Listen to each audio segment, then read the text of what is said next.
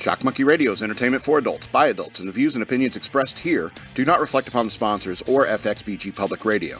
For additional information, please refer to the United States Bill of Rights. Stand warned. I'm sure you've seen those videos.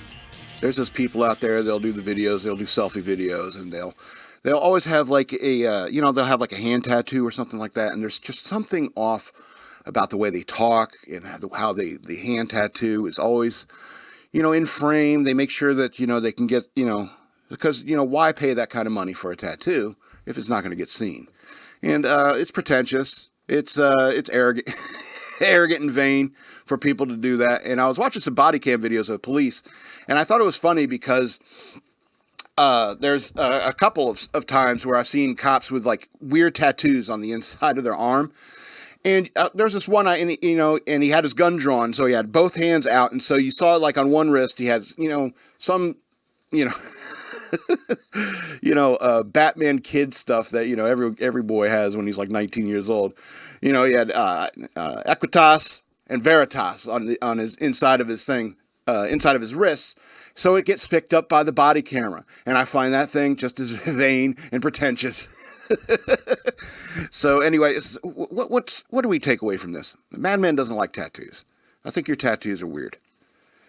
Every single one who has a tattoo has a story about it, and they can't wait to tell you about it. People who get tattoos are people who don't know how to have a conversation about anything other than what they've done to their skin. Welcome to Shock Monkey Radio. I'm a very tolerant person, actually. Welcome to the show.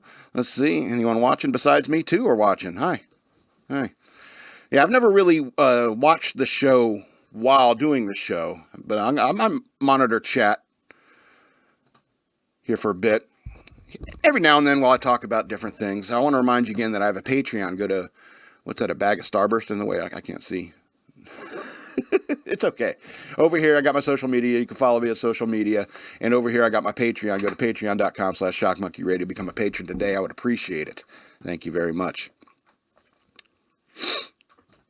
So I was thinking about how like this whole January 6th thing, happened, and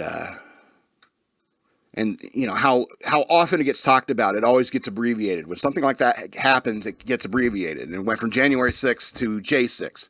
And so when people are talking about the events that happened on J6, I found it kind of weird when it first came out. And I was like J6, that's interesting. That's interesting, J6. Because J6 was the division I was part of when I was in the Navy. And I was like, there is no connection whatsoever to that, whatsoever. J6? At all. J6. Did you say J6? J6. You sunk my battleship. I sunk EK's battleship. So are we done with this game? The battleship's done, right? So I win. I hope so. Have you been even keeping track? Quit eating the pegs. You have to keep ordering new ones from Parker Brothers, man. Put all your ships in one corner again, didn't you? Yes, I did. Yes, I did. Okay. But I was thinking that, J6, I was a division. In other like military organizations, I would have been part of S6, which is communications. But I was a part of a joint operations command, so I was part of J6. So it was almost like it was meant to be, to have no connection to that event whatsoever. It's like lucky numbers in many ways. It's people will say, oh, it's my lucky number. It's like, no, it's just for some reason when you look at that number, when that number comes up in your life at any time, in a positive way, you're like, oh, it's because of the number. Like the division. Sometimes I'll hear the 497, 497, those numbers. I see them on a license plate. If I see something 497, I'll be like, oh, that's the division I was in boot camp, 497. And it's like, oh, I wonder what relationship that person driving that car has to me because of their stupid license plate that got issued from the state. It's absurd. It's like everything that you remember or think about is all relational. So every number you're associated with, it's all relational. So I was thinking about that and going, I'm weird. Someone's in their chat watching. Anyway, hi. I want to talk a little bit more about the Navy and writing, being a writer. I had a conversation with a friend about like writing tasks and so forth. And I thought about this one time where I wrote something and I didn't even challenge. It wasn't even like a writing challenge or something I felt I had to do. And I was in the Navy. I was in this place called Groshong Hall, and it was a 6-story building. And I was getting up for work. I was in my uniform, got in the elevator, started riding it down. And as the elevator door closed, there was this there was this series of letters scribbled on the door, like scratched into the door, like with a key. And I'm not really sure what the word meant. I think I knew what the word was supposed to be. But the letters were 5 little letters. And it was Fagit. And I wrote down the 6 floors. Fagit. And it was in the Navy, but I think it's like something similar to a Spinnaker. Anyway, so I rode down the elevator, but I had 6 floors staring at this word, and I got angry. Not because I'm a faggot or anything like that. It was because you think if you misspell a word like that, how ignorant are you? You know what I mean? I can't remember the name of the movie. I still haven't figured out how to silence my phone. I can't remember the name of the movie, but there was this Jewish guy, and I can't remember the name. Someone out there is going to remember. But there's a movie where this Jewish guy was getting picked on, and this guy comes in the locker room, and he's like, "Oh, you know what I'm going to do? I'm going to go fly a kite today. I can't wait to go fly a kite today." And it was like, that's how ignorant that guy was. It's like you couldn't even get the ethnic slur right, you know? And so I went to work, and, working at computers, communications, you're dealing with computers all the time. So you're in your head thinking. So I'm thinking all day about the idiot who scratched this stupid word on the elevator door. And I got angry about it. I got pissed off. And so that night I went on my computer and I typed up a 1-page tirade where I said, "Oh, come teach us your wisdom when you cannot spell offensive words properly." It's a bunch of back then I liked to think I was way smarter than everybody, and I was, but I really like to think that. I guess that hasn't changed. Anyway, so I wrote this 1-page thing, and I printed it out on my computer, and I taped it on the elevator over the word, where it's just a big, long, erudite rant, using words like erudite, which just means like smart-sounding words, insulting this guy, whoever scratched it in all-male barracks, whoever scratched it into the door. I don't know, probably lasted about 2 hours, because I taped it on my way to work in the morning, the next morning, and I came back and it was already ripped off. I was like, yeah, probably. I figured as much. It's a barracks full of ignorant people who barely escaped prison and ended up in the military. I'm not making fun of people who served in the military, but let's be honest, joining the military can straighten your life out if you're in a bad way as a wayward teen. So there's lots of good things about the military, but dealing with people like that, it was one of the things I disliked about it. And I was talking with a friend about writing tasks and how that was one of those times where I wasn't writing. When I was in the Navy, I wasn't writing a whole lot. And for some reason, the need to write sprung from within me. And that's how it's always been. It's like sometimes you just get this spurt of energy. It's like I saw some idiot scratch these 5 little letters on a door, and I've so much feeling and emotion. It's like some people say you shouldn't write about things you feel passionate about, but I write about nothing else than what I'm passionate about. So that's just me. And so I don't know. Sometimes you need to write, but then sometimes you like to, I remember being in high school and I'd have these writing tasks. And so I was talking to this friend about, one day for this show, I'd like to do a 101 Your Mama So Fat jokes. And so he goes, "Oh, okay." And I said, "But here's the conditions. It has to be your mama so fat. It's not your mama so stupid, your mama, anything like that. It has to be your mama so fat, etc. And they have to be original jokes." And if you think about that writing task, it's daunting. It's daunting. Original, your mama so fat jokes, specifically fat. It's not easy. I think I got about 5. The best one I have. Your mama's so fat that if anyone brings it up, you're canceled. They have to be funny. They can't just be true. They can't be true. It's like it can't be like your mom is so fat she had a heart attack and died. It's just true. That's sad. It's just sad. Yeah. All right, and so I mean I have 5, and the best one I have is your mom's so fat she sneezes cake batter. Yeah. Okay. So that's the best one of the 5. But these writing tasks, they're daunting. But it's funny because there's a time when that was a time I should have like put a harness on my writing skills. Writing, it's like just do rants about offensive words and how they piss you off. Because that's not something I want to see. I'm in the Navy. I don't want. There's already too many connotations. The word made me mad. It's not so much the word made me mad. It's the misspelling of the word that made me mad. Anyway.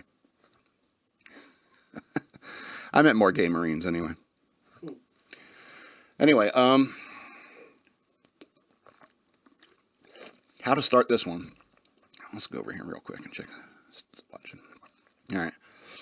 How to start this one. I was pissed off at a restaurant and I went outside for a smoke. I lit up the cigarette and I looked across the street and there was this playground. Pathetic playground. Now granted, I was already mad about something else. And I was smoking this cigarette, looking at this stupid little playground, and it had a couple of those, like, tiny Fruity Land creatures with a harness on it that has a giant spring underneath, and the kid can get on there and go, It goes back and forth. It goes side to side. Woo, fun. And it's got that 6-foot Fisher-Price slide, you know what I mean? It's got enclosed because it's higher than 4 feet up, and you can't have kids falling or anything like that these days. Can't have that happen. And they all got those little forts, the little forts that has a bridge you can walk across and, a couple of, like rock climbing walls to walk up it. So much fun. So much fun. I feel so sorry for the kids today because the playgrounds we had growing up, I'm sure you were on these things, EK, were so much better. So much better. I had to find the right kind of picture for this conversation. Because you see how there's a trench of water around that thing? Yeah. there was always a groove there. And if it rained recently, it was always wet and muddy. And so you'd still get on there. And so not only do you have a chance of like knocking yourself out as you come off it, but if you get thrown off of it, you have to make sure you get thrown off of it far enough so you don't get muddy and get yelled at by your mom later. That was the kind of playground these kids should be having. So I got mad at this playground. I got like really, really mad. I started thinking about like things you don't see anymore, like the jungle gyms. I love those jungle gyms, especially the big dome ones with the squares. I don't like the triangle ones, but the dome ones with the squares. I love those. I would always hang like from my knees, and you got my feet up under the next bar, and I'm just sitting there hanging upside down. Nobody who's walking above you wants to talk to you because you're upside down. And nobody who's walking below you wants to talk to you because you're upside down. So it was a kind of a real nice place to stay. I liked hanging out there because nobody, they'd leave you alone. People would leave you alone. But I think the problem with those things is that the children figured out that you could hide from your parents there. It's just time to leave the playground. And they're just hiding out in the little cage that they can get in, but the adults can't. So I think maybe that's why there should be an opening big enough for an adult to get through, I think, no matter what. They also had those big metal slides. Boy, and if it's like the middle of July, you're at the playground. It's like, I'm going to go to the playground. It's better put some jeans on. Because you are going to burn the hell out of your legs when you start going down a metal slide. We were so lucky because these kids today, they don't know what it's like to get in a fight in the playground. I remember I've been asking younger people. It's like, you ever been in a fight? And they're like, I've been in me and my friend fought once. It's like we were arguing, and it's like, okay, would you like fight, like fist fight? It's like, well, we were arguing, and we almost started pushing each other. You're not understanding what I'm saying. A fight. Have you ever been in a fight? An argument is not a fight. And most people say no. And I remember I can't tell you how many times I fought near or on one of those things. My childhood is like the beginning of The Outsiders. Bunch of kids in jean jackets rolling down to the hanging out, smoking cigarettes by the merry-go-round, waiting for the other kids to come so we can fight. We're going to have a rumble. You know? I thought so much back then. And it's like, it's okay. And kids flying off these things, that's okay. When children are young, their bones are real spongy. Bouncing baby boys comes from someplace. All right? They're supposed to learn about the dangers of the world. They're supposed to get hurt from time to time. You know why? Because you're going to be getting hurt for the entire rest of your life. And you need to learn to deal with it sooner or later. And so I looked at this playground and I just stared at it and it's like, this is a playground designed by women who think that no kid should ever get hurt ever. And that's an absurd thought to have. Because the next thing you know, that kid has never gotten hurt ever, and they are an adult, and then they're out there in the street protesting on the side of Hamas. Because they never took a beating. Because you never spanked them. Because they never fell off a metal slide that was like 10 feet in the air. They were way higher back in the day, those slides. And you remember the swing sets, those metal swing sets with the chain link and the big rubber pad mat thing?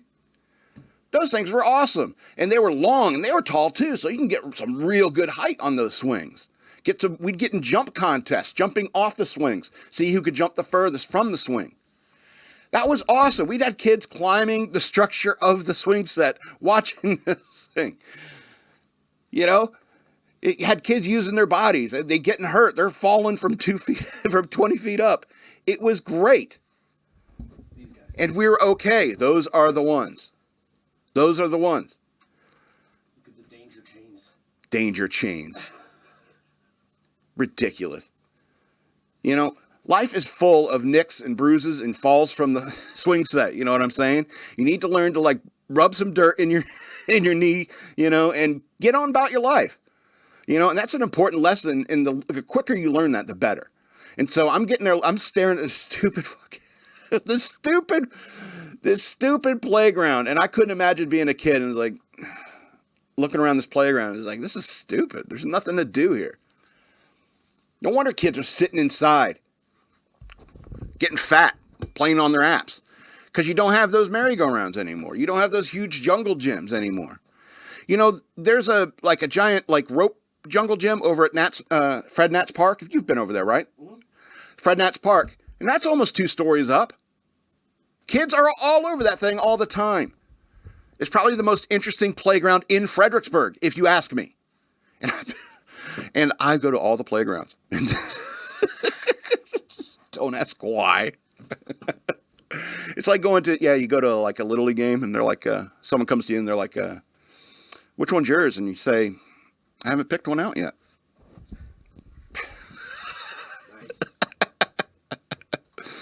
Anyway, that's enough about ranting about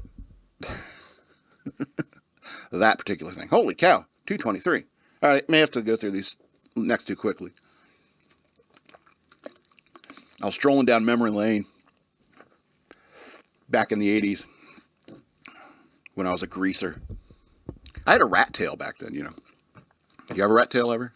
Yeah. My grandmother would. That's right. I'm the white trash one between us. All right. I get it. Yeah, so this guy slipped into my algorithm. I don't know how, but somehow these videos, I guess, started popping into my feed. So I checked them out, and they're like, called, the YouTube channel is called like JD Gaming Z or something like that. But the videos are called Daily Dose of Internet, and he just takes a bunch of viral video clips, stitches them together, and puts them up on YouTube. Thousands, tens of thousands of subscribers for this guy. And is that all it takes? Really? Or are you just really playing into the algorithm? And I think that's a far more dangerous thing, playing into the algorithm. I understand people want to see cute little viral clips. I know they want to see like cute dog faces and cute kitties doing evil things. You know? The ones that make me mad are like, oh, some little girl like met up with the donkey she raised, and big donkey noises. It's like, ugh, why do you let that little girl play with that thing? So gross, so evil things. But I mean, I get it. People want to see that stuff. But, you know, at the same time, it's like, I don't think you should be making money from YouTube if that's what you're doing. You know, I don't think that you're a legitimate creator if you're taking a bunch of other people's stuff, other people's like magic, and stitching it together for everybody else. I don't think that takes actual talent. It's like these reaction videos. You know, these people will watch somebody else's awesome video and just they're in the foreground, but you know, watching it, going, oh, whoa, no, you know, stuff like that. It's like, you know, make your own shit. Make your own shit. And I don't know. I guess I understand why I have so few subscribers. I've never gone viral or anything like that. But, you know, I'm not playing into the algorithm. And I'm also creating my own stuff, such as it is. All right? I understand there's probably a limited palette for people and so forth. I get that. But, you know, I just don't understand why anyone respects a creator who just takes other people's stuff and stitches it a different way. The only thing I could like say is like clever. About DJs over there. I'm not talking. I'm not trying to talk trash about DJs because there's far too many that come through here. I'm going to get my ass kicked sooner or later. So, what I'm saying is that like things like bad lip reading or somebody who does like an overdubbing of, you know, somebody else's work. I think that takes talent and effort and time to do. But at the same time, if you're just like for example, like we did a couple like FXBG Pirate Gamers streams on this channel, and you know, the whole time I'm drinking, you know, I passed out on the studio floor each and every night we did one of those, and so and I found it to be like lackadaisical creation. You know, it's just me talking while playing a video game. It's like, you know, there's very little creative effort involved. But when I do a show, especially my first half of my show, I want to take care and effort into what I talk about during my show, and so that it is uniquely mine. It's like, I don't know how you can accept any prize or accept any check based upon you taking somebody else's work, stitching it in a funny way without any kind of like, you know, additions of your own, and you get a check from YouTube. Why does anyone respect a creator like that anyway? No, I didn't subscribe to that channel. But it's still popping up in my feed. I bet you it's going to be popping up even more now. Hell, it might be popping up on your feed just because you're watching this. Sorry. Sorry about that. Remember when we talked about that Gary Sinise thing? Mm-hmm. Yeah, it happened. Like this thing with, like, Gary Sinise was working on this thing where he's talking about how working in as soldiers changed my life. And so, so of course we had a conversation about Gary Sinise. Next thing I know is like Gary Sinise things popped up because there's a lot of crossover between conservatism, military. It's going to pop up on my feed. Anyway, I don't get it. I don't get how people like creators like that. In 2 more minutes. Can Green Lantern make counterfeit money, do you think? Or does everything have that little goofy string? Huh? It all glows. Yeah, does it all glow that goofy green color? Yeah. Or can he like make it like actual like look like money? Or will there be that little green tether coming from his ring? It's like, here, I'll pay for this hot dog with this $100 bill. Nah, man, it's glowing too weird. But say he could do like would he have to concentrate on like the serial numbers? Concentrate on how it looks in order to keep it just right? I always about like how much you got to concentrate. Like, for example, if the Green Lantern makes a car with his ring, does he have to know how every single part in it works and make each and every single specific part with his will of the ring? Anyway, it would just be easier to counterfeit money if you could. You know, it's buy a real car, a Green Lantern mobile. And so, yeah, I was just wondering. I guess that's why I'd never get the ring. Number one, I'm scared of getting caught. But I mean, if you're Green Lantern, you wouldn't be scared of getting caught, right? You have to be fearless to even get the ring. So why not give it a try, Green Lantern? All right, let's go ahead and get to the news worth knowing. Hopefully we won't have an issue like we did last week. Did we have an issue last week? Not on your end, on my end. The news articles weren't coming up. Oh, right. Yeah, when I was pulling them up. Yeah, I had to log in. Yeah.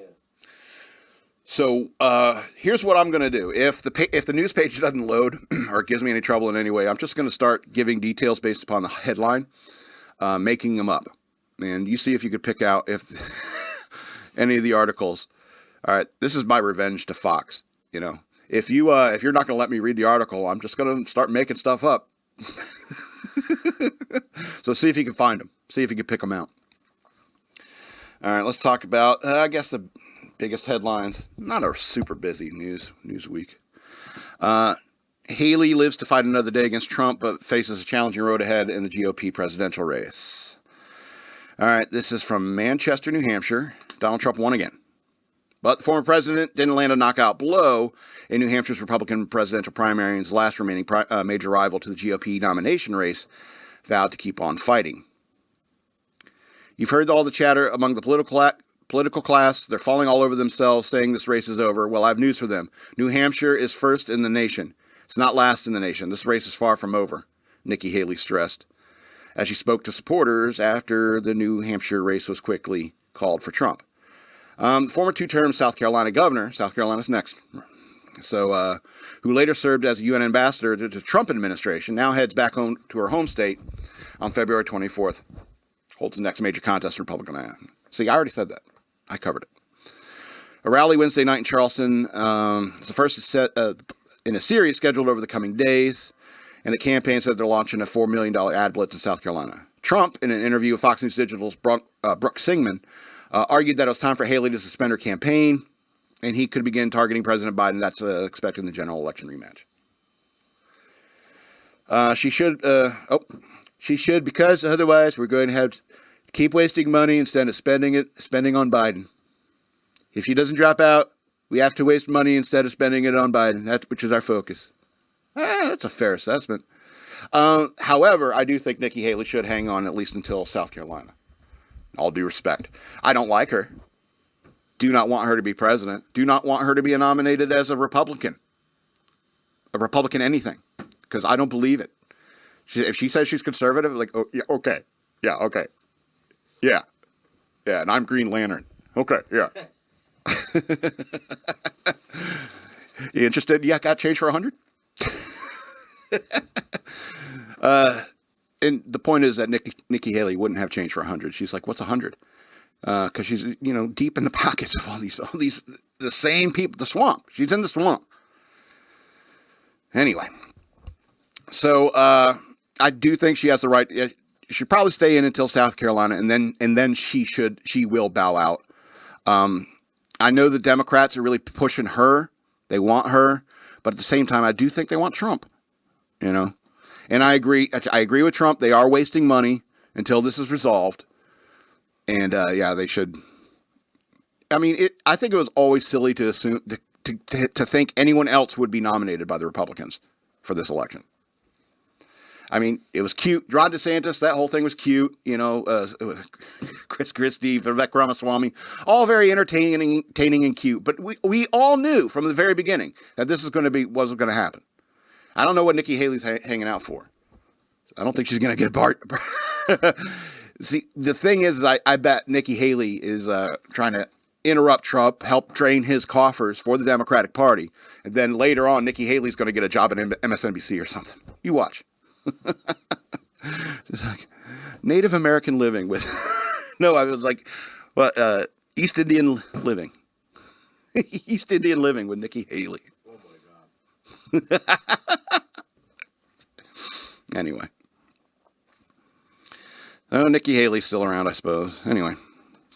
Let's talk about the FAA a little bit. As Kevin McGinnis might say, it's a competency crisis. All right, so FAA will have boots on the ground at Boeing 737 MAX factory until quality control deemed appropriate. Sources say they're getting comfortable. Head of the Federal Aviation Administration is vowing that the agency will have boots on the ground, quote unquote, boots on the ground at Boeing 737 MAX factory until it feels comfortable that its quality control system is working. The statements from Administrator Mike Whitaker come as 737-9 MAX planes remain grounded by the FAA in the wake of the January 5 incident in which one aircraft operated by Alaska Airlines lost a passenger door plug while in a flight. Passenger door plug in the flight. Okay. I thought there was a human involved. No, it was a passenger door plug. Okay, the FAA has since announced that an audit involving the Boeing 737-9 MAX production line and its suppliers to evaluate Boeing's compliance with its approved quality procedures. We got a lot of inspectors on the ground visually inspecting the aircraft as it comes through. Whitaker told CNBC on Tuesday, we're shifting from more of an adult approach to a more direct inspection approach. Until we're comfortable with the quality control system is working properly, we're going to have boots on the ground. Yeah. Well, there's a lot going wrong with the aviation industry and with, industry in general. And so, I mean, it's, I don't know, it's good. It's good that you have people like looking into it because that's what they should do. But at the same time, there's so much stuff going wrong, on planes and, the quality of the workers inside and outside the craft is declining. So I am glad, if I'd continued like a certain career path after I got out of the Navy, it could have led to a life where I'm constantly in airplanes going all over the country working on different things. And so, I'm glad I didn't do that because I would be terrified to fly right now. I would be terrified. I don't know. I saw a video of this engine like flaming out on a jet. Someone just filming out the window. Oh, there's just flaming out on the engine. That makes me feel safe. All right. Anyway, let's go to this next story. Conservatives blast Biden as an election denier after he calls McAuliffe the real governor of Virginia. All right, so President Biden was slammed by conservatives on social media and called an election denier after he referred to Terry McAuliffe, who lost the Virginia gubernatorial election to the current GOP governor Glenn Youngkin, as the Commonwealth's, quote, real governor. Hello, Virginia, and the real governor, Terry McAuliffe. Biden told a crowd in Virginia on Tuesday night in an event with Vice President Kamala Harris discussing abortion access. My name is Joe Biden. I'm Jill's husband and Kamala's running mate. Kidding aside, thank you, Kamala, for your leadership protecting reproductive freedom and for so much more that you do. Biden was quickly criticized by conservatives for the comment. And I don't like these kinds of conservatives. You know what I mean?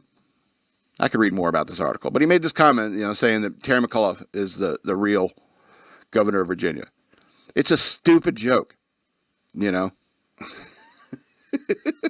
Why the fuss? The whole election denial thing is like we're all guilty of it now. We're all guilty of it now. So move on. If you got some sort of evidence of some sort of like crime being committed, then let it come forward. Let it come forward. Some sort of suspiciousness with the elections, compile it, get it together, and bring it forward. Take it to the courts. You know what I mean? You got to let these things go. And I'm talking about like both sides of the aisle. There's like name calling. Like I was watching this. I know I'm always on this. I was watching this body cam video and this like 9-year-old throwing a tantrum in school with these cops. And and the 9-year-old kid screaming at this female cop, "Shut the F up, B." Real charmer, this kid. And this cop is like, I've been called way worse than that. It's like, that doesn't even faze me anymore. I have been out of school for a long time. That stuff doesn't hurt me. Grow up. It's a stupid joke. And I'll admit it. It sounds like the most lucid statement I've heard from Biden in a while. Let's be honest. That's a pretty complex thought for a guy in his state. You know what I mean? So, of course, they're up there in Northern Virginia where all those single young professional women are. I don't want to have kids. I want to work on my career. And that's who they're pandering to with all that abortion access. But, of course, I still want to go out and bang every guy I want with no repercussions or responsibility or accountability. Anyway, different rant. All right, let's talk about space. Space warfare. U.S., China, and Russia gearing up for the next frontier of armed conflict. Awesome. The next big war may be fought in space. As the Pentagon is gearing up for a future celestial conflict. That's so cool. It's technically a celestial conflict. Or is it, you have to be near a star? We're near a star. We're near a star. Okay. Celestial conflict. So our chief adversaries, China and Russia. So why Star Wars is no longer merely a topic of science fiction. The best way to avoid space warfare is to be ready for it. On December 28th, Elon Musk's SpaceX launched into space the Pentagon's highly secretive X-37B orbital test vehicle, an unmanned, reusable robotic spacecraft operated by the Air Force in collaboration with the Space Force. Most details about the Boeing's X-37B's payload and missions are top secret, and even its orbital regime is classified. That's awesome. I don't know. I guess I'm like a tech nerd, military tech nerd. I don't know. It makes me feel comfortable. Unless that... Anyway, stay on topic. Former Air Force Secretary Heather Wilson revealed in 2019, however, that the X-37B can change its orbit, obviously, when it's close enough to the atmosphere. She boasted the spacecraft can catch our adversaries off guard because a maneuver takes place on the far side of the Earth from our adversaries, so they don't know what's going to come up next. And that drives them nuts. That's, I don't know. I know it's in quotes. You're quoting something somebody said. But I would have added a sentence after that. It's like, that is clearly conjecture. You do not know that you're driving China and Russia nuts. During my service of the DIA, Defense Intelligence Agency, I specialized in foreign space doctrines and operated in operations and participated in war games simulating conflict in space. That's got to be so awesome. Who is designing these things? The space war games. I want to play. I want to play. Do you have little figurines? You imagine there's a bunch of like military officers painting up their little Warhammer pieces for the space war games. I bet there is. There's gotta be. There's gotta be. Because I mean, when I worked in the Navy, we had like joint operations and stuff like that. There were like training exercises and so forth. And there's people who design those games. And I remember talking to a couple of them. It was like, "Did you come up with that?" And I was like, "Yeah, that's what we decided to do with it." It's like, that's awesome. I want to play. Where actual Navy ships are like moving based upon this game that you made up. That sounds awesome. Anyway, people will hear stories like that and it'd be like, "Oh, I'm scared. You know, we're going to be at war soon." Like, drop the big one. I don't care anymore. Call us all home, Jesus. Call us all home. All right, 2 more stories, and then we'll be done here. I don't know how funny they are. I usually like to have funnier stories, but I do like, stories that make you think at the end. So, pianist who went viral over a clash with CCP officials speaks out. I'm not going to read that quote until it comes into play later. All right. So, when Chinese nationals confronted a British man over the right to use their images in public, he had no idea the exchange would become a viral video that fascinated millions. Quote, "You're obviously not used to democracy," Brendan Kavanaugh, the British man. Oh, excuse me. "You're obviously not used to democracy," Brendan Kavanaugh, the British man, said in the video. Said at one particularly hot moment during the clash at St. Pancras train station in London. The fight ultimately ended. So they're in London. Okay. The fight ultimately ended with threats of legal action and the police getting involved to de-escalate. What? Kavanaugh, British pianist with 2.2 million followers on YouTube, Dr. K Boogie Woogie, was live streaming a public performance of his piano riffs when the group was incidentally captured in the background. The Chinese nationals asked him not to record them, insisting they did not want their images online. That's when things got heated. Quote, "We're appreciating the music, and they are filming us, and we're nicely coming here saying, please don't film us. Don't use that image. That's all we're trying to say," one of the members of the group complained. "Just make sure that we are very, very secure. We don't want our voice or picture being filmed. That is just a relationship between you and me," another member who shortly after threatened legal action said. What? Who shortly after threatened legal action, said. "All of us, we cannot share our images online. That's our choice. That's our right. No, Hannah Grossman. That's a familiar name. She wrote this. Chinese nationals claim to work with for an entity with tight restrictions for having their images released on social media, according to a Metro police officer who spoke to Kavanaugh on the video. That screams spy to me. That screams spy. Under Chinese law, no party is entitled to use an image of another person without another person's consent. Well, you're not in China. You're welcome. You're welcome. Freedom. Run. Like, here's a question. If you run into a Chinese person in London, you have to ask them if you have any intention of going back. And if they say yes, don't trust them. Anyway, the Brit piano player noted that they are not in communist China. They are in the United Kingdom where there is freedom. Quote unquote. It's getting worse, but there's still some freedom. We're in a free country. We're not in communist China. For this remark, he was called racist by one of the nationals. Seems you have been in London a while.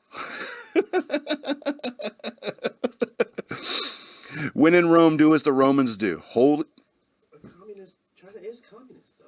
Yes, China is communist. How is that racist? What? I don't know. He was racist because he says that we are not in communist China. I understand. It doesn't make any sense. But the whole point of this article is that there are people like that in China, too. Okay? You can't film me. You can't film me. You have no right to film me. Sorry. In the United States and probably the United Kingdom, if you're in public, you could be filmed. All right? You don't have my consent. It's like people getting arrested. I don't consent to this. I don't consent to this arrest. I guess I like watching those body cam video footages because I love people screaming for more justice as justice is being heaped upon them. I want more justice. Here's all the justice. All right, let's talk about a biblical plague. All right, this is weird. Not one story. I didn't have to make up one story. All right. So, rare simultaneous explosion of cicadas expected for the first time in 221 years. Sounds like spring 2024 will be a buzzing, as more than 1 trillion, with a T, cicadas are expected to appear across the U.S. For the first time in 221 years, the two groupings of cicadas brood, Roman numerals, Roman numerals, XIX, what's that in Roman numerals? We still live? 19. Huh? 19. And a 10 and a 3 is 13? 19 and 13 will emerge from underground in 17 states across the country, including, according to Fox Weather. Some of the states that will see both broods in 2024 in Illinois and Indiana. Most cicada species come out every year, but in the United States, there are 2 periodical broods of cicadas that stay underground for either 13 or 17 years. The last time they came above the ground was in 1803. This year, we'll see a simultaneous explosion of cicadas across North America. Hannah Fry, the British mathematician and science presenter, said in a video posted to her Instagram page. Fox Weather noted that the last time cicadas rose above ground simultaneously was in 1803, when Thomas Jefferson was president and Napoleon was thinking about invading England. Fox News reached out to Fry for comment. What makes the emergence so unique is that the different broods co-emerge every 5 to 6 years, but there is usually separation geographically, Fox Carolina reported. This year is different since the two broods are adjacent to each other and even have a slight overlap, station wrote. Brood 19 emerged in 2011, and Brood 13 came out in 2007. There are people who keep track of this stuff. It's amazing.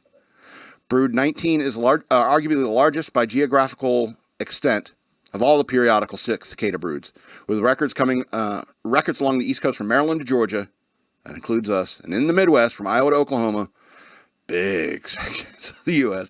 Research at the University of Connecticut, UConn, wrote in its website about the species. Cicada Mania, a website, what? There's a website called Cicada Mania, dedicated to cicada insects? The internet has everything, huh? States that Alabama, Arkansas, Georgia, Illinois, Kentucky, Louisiana, Missouri, Mississippi, North Carolina, Oklahoma, South Carolina, Tennessee, Virginia will witness an emergence of the Brood 19 in the spring of 2024. Brood 13 is set to emerge in Iowa, Illinois, Indiana, Wisconsin, probably Michigan. The state of Delaware is roughly 1.5 million acres in size. If the total combined area of the periodical cicada emergence is roughly the size of Delaware. They wrote, and Yukon wrote in its online article, titled "The 2024 Periodical Cicada Emergence." Yeah, it's funny because these the cicadas, they like when they go on the ground, they have cycles, for a certain number of years and so forth. But like it's, I think it's all like multiples of the same like number, like their time period that they'll stay underground. And so every now and then you get like a super brood, a super brood that comes out, and boy, are they the dumbest, noisiest, most annoying insects on Earth. Spiders aren't insects, right? They're arachnids. Yeah, okay. All right. I want to remind you again that I have a Patreon. Go to patreon.com. We're over here. Wrong way. Patreon.com/shockmonkeyradio. Become a patron today. I would appreciate that. You can follow me on social media. You can check out over here. You can send me money on Cash App. Use the hashtag shockmonkeyradio. I would appreciate any and all of that. Like, share, and subscribe. Tell your friends about this show. Hey, I'm the Madman, and I love you.